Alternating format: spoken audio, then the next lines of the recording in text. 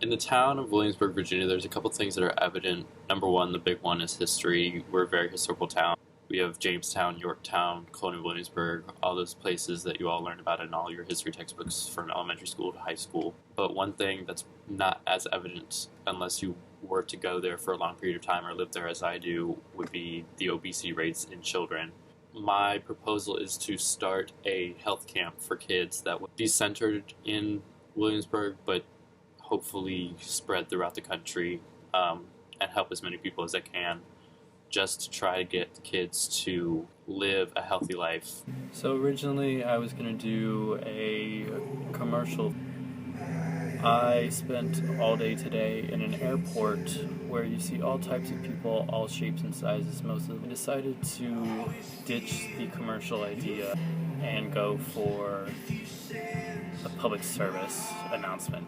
In 2005, the Virginia Commission of Youth released a study that said that less than 2% of kids eat their recommended dietary needs based off the food pyramid. Another number that the Commission of Youth released is that due to the rise of sedentary activities, obesity has also risen. Sedentary activities being video games, board games, computer games, anything along the lines of just sitting and doing nothing. That going with hand in hand with the decline of physical activity classes in high school due to funding, or not high school, but in schools in general, due to funding, also is a very legitimate cause as to why obesity rates in Virginia have been going up so much, and throughout the country. Also, children are susceptible to marketing ploys from companies that sell unhealthy things such as Hostess or Aunt Jemima. They market things towards kids, so they go up to their mommy and daddy and say, "Hey mommy, buy me these frozen pancakes or this Twinkie." And you're not going to tell your toddler or your child no, because they'll scream and cry, and nothing's worse than that. Obese children come from obese households, so this is where my proposal comes in, that we take the children temporarily out of the household and teach them lifelong lessons about how to live a healthy life and make it fun for the kids. So there's a huge controversy whether or not that fat camps are ethical. And in all of my research, I found that every single outlet of research that has been studying it has determined that the pros outweigh the cons. So the New York Times in an article in 2005 saying that health camps are one of the most beneficial, healthiest, and efficient ways for children to...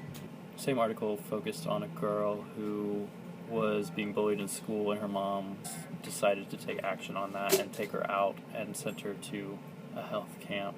She reported it back and said that it was one of the best things she's ever done. Her self-esteem went up, her self-confidence went up, she lost 25 pounds, kept it all off, and she's still going strong with her weight loss. International Journal of Adolescent Health and Medicine did a study of 15 girls and 13 boys. All 28 kids showed signs of improvement health-wise throughout the camp.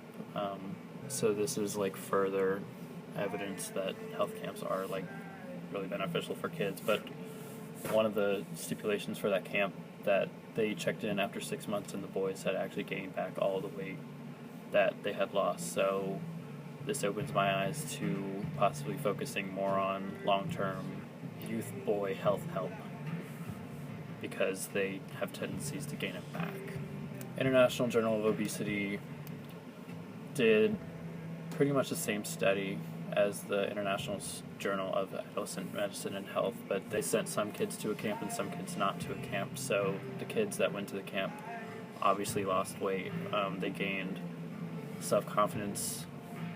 They lost depressive behavior tendencies, and a whole bunch of psychological benefits, like worth was a lot better than when they went. And then the kids who didn't go didn't lose any weight, they actually gained weight, continued on their depressive behavior tendencies, and none of them gained any self-worth from not going.